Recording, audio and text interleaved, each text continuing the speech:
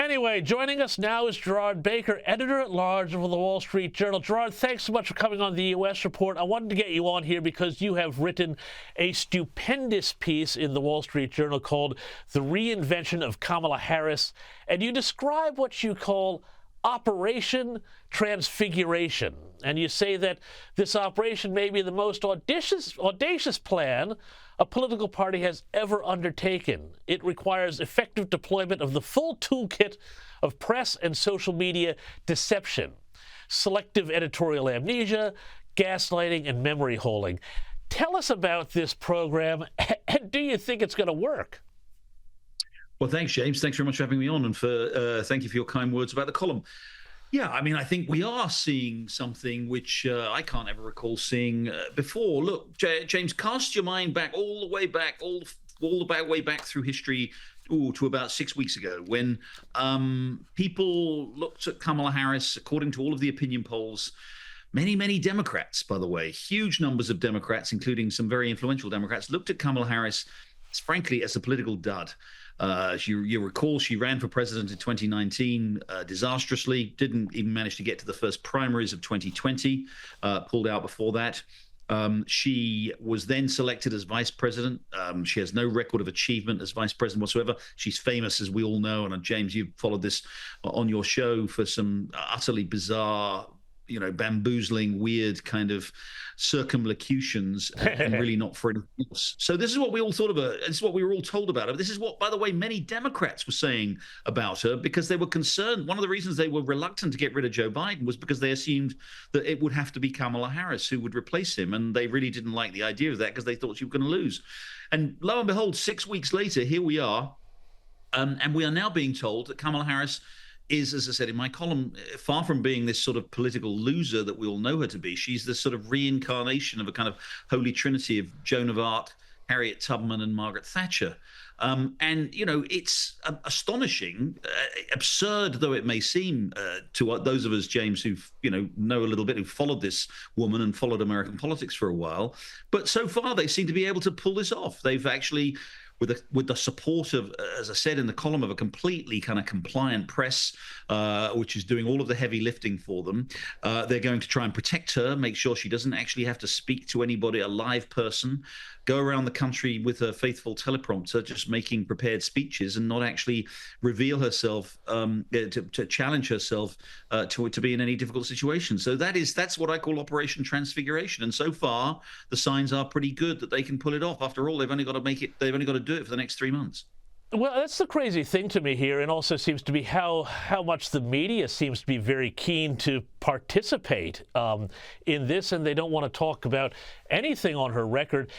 There almost seemed to me, and I'd love to get your thoughts on this, it seems like they're trying to set up a new style of political campaign. I mean, campaigns have always been about vibe and energy as well as facts, but basically now saying it's almost policies don't matter, and it's about who makes you feel better and gets you on that kind of brainstem level rather than up in your frontal lobes where you think about what policies might actually come about if she was to become president.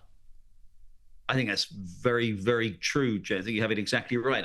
In fact, I would almost say, if I knew what the word meant, I would say that was very brat of you, because, of course, that's what we're being told. I still don't quite understand the term. Even though I have children, teenage daughters, I don't quite know what the term means. But you're absolutely right. This is a vacuous, vapid campaign that they're running, where they are trying at all costs to avoid any discussion of real issues, serious issues, for two good reasons. One, they know that Harris is associated with the Biden administration for the last 3.5 years, which is extremely unpopular, and all the policies associated with that administration, which have resulted in higher prices, open border, mass immigration, illegal immigration, global chaos, global insecurity. They don't want to have that discussion at all. They don't want Harris to be take any responsibility for the policies that she's actually been a part of for the last 3 years.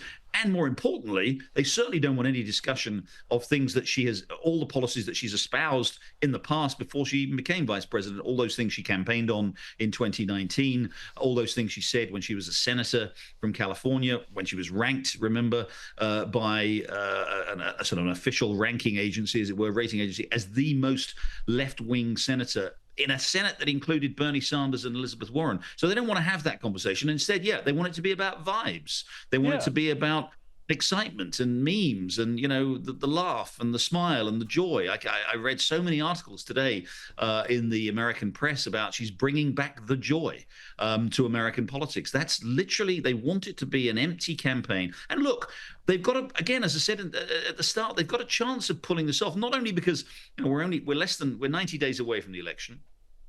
The next 2 weeks, 3 weeks are going to be more of this vibe stuff because, we've got the Tim Walz. You had a very good interview there with John Hinderaker explaining what Tim Walz really is, but you're not going to hear any of that in the next 2 weeks from the press. It's all going to be, the guy who stepped out of a normal Norman Rockwell painting and as Mr. Middle America. That's all going to be the celebration of him. And then we're going to have the convention in 2 weeks' time when it will all be, it'll be a huge party, a huge celebration of these vibes. And then we'll be at the end of the month, the beginning of September. Now it looks, as a result of what we heard from Trump today, that there will be debates. There will certainly be one, certainly at minimum, one on the 10th of September, and maybe that's where she will start to be challenged. But by that stage, we'll be less than 2 months away from the election. People will start voting. Remember, people's early voting here starts mid-September.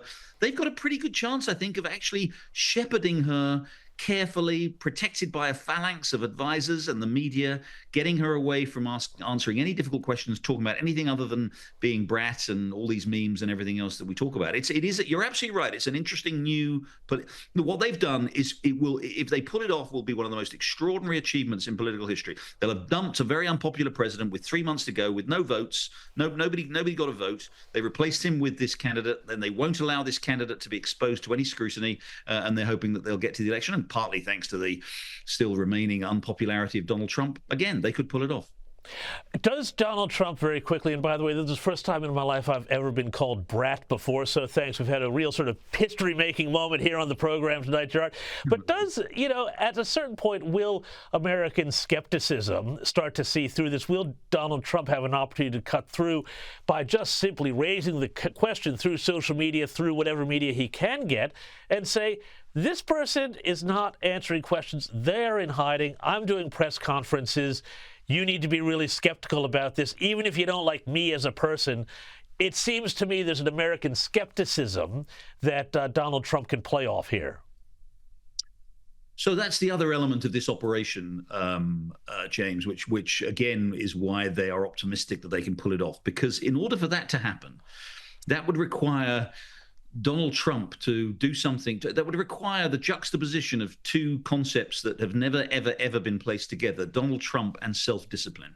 And that would require Donald Trump to prosecute a campaign effectively, challenging Kamala Harris on all the things we've talked about, the Biden administration's policies, her extreme radicalism, her and Tim Walz's extreme left-wing radicalism, really prosecute that case through debates, when he goes to speak at rallies, through his television appearances and interviews and all that kind of stuff. If he can do that, if he can be disciplined and focus on that, then yes, he can actually really challenge this campaign.